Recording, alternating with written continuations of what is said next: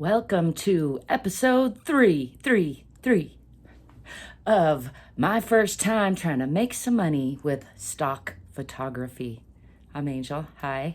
Thanks for stopping by and sharing this journey with me. I am in the process of documenting it's about 100-day commitment that I'm making, 3 months to the end of the year, at least 15 hours a week, like a part-time job, to see if I can establish any regular income. And I'd like to think maybe I could establish $500 a month. I've heard that that's possible with stock photography, but the more I get into it, the more I see that's might take more than the 3 months that I've committed to trying it out. We'll see. I want to share with you what I've learned so far, what I've done so far, and take you along this journey with me step by step along the way, because I think there's plenty of people out there who will tell you what they've learned from a more successful vantage point, but I'm going to be documenting pretty much every day or most days in order to really remember what I'm going through, what questions I'm answering, and all of that. So some of the things I did yesterday, / today, I actually did a video yesterday on episode 2, and then I proceeded to work another like 12 hours on photo stock stuff. So one of the things I did was some more learning. Another thing I did was some uploading and tagging and descripting that then got lost on one of the sites. I watched some more informative, inspiring videos, and I signed up for a few more platforms. So let me give you a breakdown of, before I give you the breakdown, let me try to remember some of the questions that came up and the answers that I found to them. The first one that's coming to mind is model releases and property releases. And I have a lot of pictures of my own property, my own artwork, and I wouldn't mind doing some work as the model, some self portraits, and or like using my own hands, my own, being able to do some of the stock photography using myself as the model. And it took me a while to find, but I did finally find that even though it's probably not legally required to fill out a model release form or a property release form for yourself, it is a good idea to do it anyway. And a lot of the platforms just aren't going to let you upload anything without that release form. So I am trying to build like a media agency of sorts. I don't know yet how much I will include other people, but I have set up the foundation of what I'm doing, Gal Media. That's my initials, Gabrielle Angel Lily. And so under that umbrella, it does make sense to document my own release forms, my own property and modeling release forms. So that was something that took me a while, had a couple of rabbit holes, found lots of information about getting release forms for other people. I did not answer yet how people actually do it. And I think as far as photographing people on the street, that I'm going to try in the future having a consent form or release form rather handy. And then if I happen to get some really good shots, seeing if I can get that. However, I think most of the photography that I do of people who aren't specifically models for me out in the world are going to have to just be what's the word I'm looking for? Oh, heavens. There's commercial licensing, and then there is journalistic, but that's not the name that they're using for it. Anyway, gosh, that's a name I've run into a lot. Now my brain's playing tricks with me. You're probably screaming it at me. Anyhow, that was another thing that I dove quite a bit into to learn more about, was licensing, the difference between commercial license and there's data licensing, which is new. And as far as I could tell, that is allowing AI models to be trained on some photographs that aren't maybe quality enough for stock photography, but are quality enough for training. And since I already put in the tags and the description and things like that, I can see how that's useful. And I went ahead and let some of my images be used to that and consented. I only had one come up as potentially exclusive, and I went ahead and did that just for fun, although I, just submitted it. So we'll see how it goes. So again, just to recap, and then I'm going to get into some finer details of everything that I got into yesterday afternoon. I spent probably another 12 hours. I am tracking my time pretty specifically, and here after probably the first week, I will total things up and keep track of it that way. But so far, spending more time than I thought in my head that I was going to, but that's very typical of me. I tend to be like obsessive about things at first. So I'm allowing that because I feel like it. So a thing that I wish that I had known, like I'm not going to be regretful, but a tip that I can give you is that I think I've slowed down and hindered my success process by jumping the gun and not taking time to really understand the quality control standards of specific platforms, especially Adobe. And I've submitted 51 images that I think are all going to fail quality control, and I haven't been able to find a way to delete them and try over. And so they're just going to sit there until, as far as I can tell, I'll keep looking, but as far as I can tell, they're going to sit there, get refused, and then I may not get reviewed from another batch for a very long time because it's already taking them a long time. They have refused 3 already, sort of automatically, for quality, like being too small, I think. Anyway, so that's what's going on with Adobe. So far, I've signed up for or gone to 9 different platforms for selling, and here's where I stand so far. Number 1 in my favorite list is still Shutterstock. Now, keep in mind, I have not made a penny nor spent a penny on any of these platforms yet, although I'm probably going to in the near future, and I'll share more about that soon. Shutterstock, I have 102 have been reviewed. They seem very quick to review.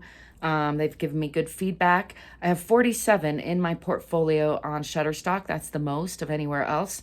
And 70 that I've uploaded but not submitted and that I'm on the fence about, I'm probably going to switch out. So that's been the most encouraging platform so far, Shutterstock. And I will put links to the affiliate links to most of these platforms when I can find them, so that you can think about checking them out. Because as I'm learning about being a contributor to these platforms, I'm also seeing the nuanced differences that you might care about as a consumer of stock photography, vector art, illustrations, videos, all of that. Even, I think, music clips, although it seems to be a little bit different arena.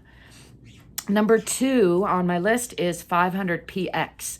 That came in quickly and has quickly surged to the top. Now, they haven't actually published anything that I've been playing with until I pay a monthly fee, which is quite low. It is like $100 a year or $13 a month, probably going to be $15 with tax. And that will give like a website, a portfolio, and the option to sell some things with their interface. I don't know if it's profitable at all, but it seems like a good option for building my own portfolio and storing things and playing with that platform. So I'm going to be paying the $100 a year or $15 a month. Right now I'm in the month-to-month category, but in the near future. But right now I'm still sort of I have a lot of things already on my plate, so I'm waiting to get through them before I commit to that. And then they do have like a 14-day trial, but I think I'll just keep, utilizing that and then commit and publish later this month or next month. Number 3 on my list is Dreams Time. And Dreams Time was also very quick and easy once I found it and got registered. Actually, I think I didn't even have to register, really, just sign up. And then it says that the first time you can upload 7,000 a week. I don't know if that's actually true. Somewhere else, I think I read that you are limited to 50, and that seems to be the kind of the max standard so far. But in any case, Right now it says that I have 6,968 remaining to possibly upload, and I've had 1 refused, 9 uploaded, many auto refused for size and wrong file name or file ID. I think a bunch that I cropped came up as with a number 2 in the file ID, and the system did not like that. And then also some of the ones I cropped came up too small. And so I have 22 pending, 9 uploaded in my Dreams Time portfolio, which is intriguing and I think has some potential, and we'll see. I'm not sure. A lot of these places, it turns out, actually distribute to Getty or Getty's subdivision, I think, which I think is Unsplash or iStock. That's what it is. As a side note, I tried to sign up for iStock. I couldn't sign up on my PC. I couldn't sign up on my Apple phone. And so I had to charge up my Android tablet, which I'm happy to have. And I think that I have downloaded iStock onto that device, but I have not yet. Now I need to put the pictures onto my tablet before I can upload them there. That seems like another step that'll take me a while. But anyway, I did do that. The Getty contributor form was not intimidating. It was actually inspiring, but I don't want to jump into that too quickly and submit things that are low quality. Overarchingly, I can see I keep getting this, like my stuff is not very good. I'm not saying that to put myself down. I just haven't put the discipline and effort into getting better for quite a long time. It's part of why I'm loving this process, because it will inspire me. So number 4 on my list is Alamy. And Alamy has been intriguing and interesting. One of the people I follow on YouTube in this arena mentioned it was one of his favorites. I uploaded 3 test pictures and they just sort of disappeared without any feedback. I'm presuming they just weren't good enough quality, but they're showing up in a weird way where they're sort of look like there's some record. It says that I've had 2 beta test uploads, because what I did was then upload a second batch of 3 of a little bit higher quality, and those have been sitting there for a little over a day and say that they're pending quality control. So we'll see what happens if I get into Alamy, and I'll keep you posted on that. Or if I've shot myself in the foot with that one as well by uploading subpar photos to start with. Number 5 on my list is Adobe. And Adobe, I think I already mentioned, I wish I had understood more at the start. I think I would have held back longer. As it is, I put in 51 or 52, 3 were not accepted fairly quickly, not all at the same time. And then it still says 49 are in review for up to 4 weeks. I have a feeling that they're all going to get rejected, and I wish there was a way to delete them so that I could upload different ones for review, but I haven't found that yet. So if you happen to know of a way to do that, would you put that in the comments? And maybe I will have not figured it out by the time I get this video uploaded and you see it, and leave me a comment. Number 6 on my list is Unsplash. And Unsplash, I just signed up for relatively late last night. It was looking encouraging. I put in 10 pretty good pictures that I had worked on in other sites now, and worked hard on my tags and my descriptions and was feeling pretty good about it. And then when I hit the upload button, it came back with some weird error.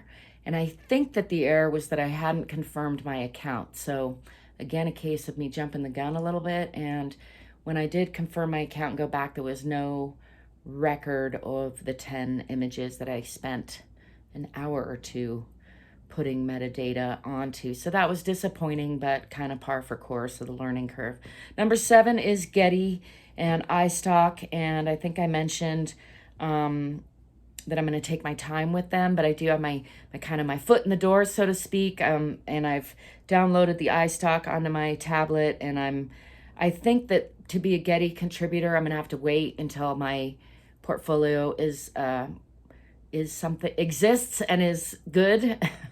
And so right now I'm just going to be continuing to go there and learn more. I've already gathered that several of these other sites actually sell to Getty. They probably siphon off, the crappier stuff and sell the best stuff to Getty, I'm guessing.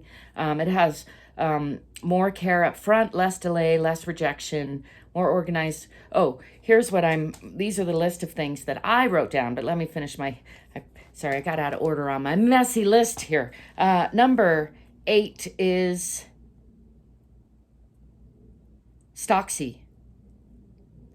And I started to sign up for that. I just found it, and they want my portfolio link and my Instagram handle. So another one in the basket of I'm going to wait until I have a better looking or any at all portfolio. And number 9 is Deposit Photos. And that was interesting. I just ran into that one as well.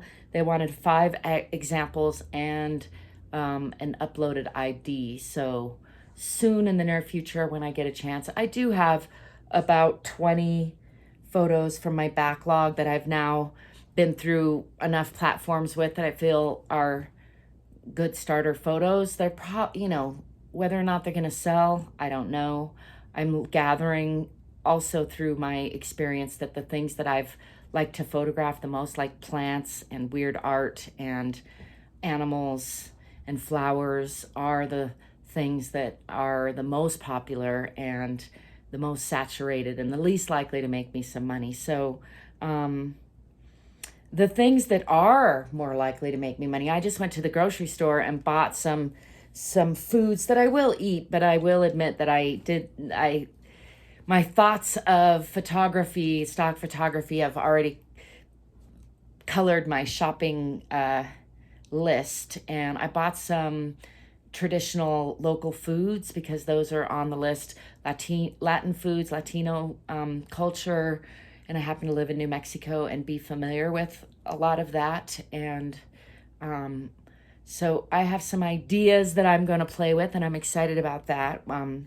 For the upcoming Thanksgiving season and harvest season, and also just looking at where there's the most demand. And I will say I hadn't really thought about it the right way before, and I'm already quickly seeing that success in stock photography is dependent on creating good photos that businesses can make money from. That's who's buying stock photography, right? So you want to think about usefulness, and hence why I think foods are a good choice. I'm sure the market is saturated, but I think it's an easy kind of thing I can get my foot in the door with and play with, and there might be more of a chance of selling those than some of my random photos of nature and insects and things.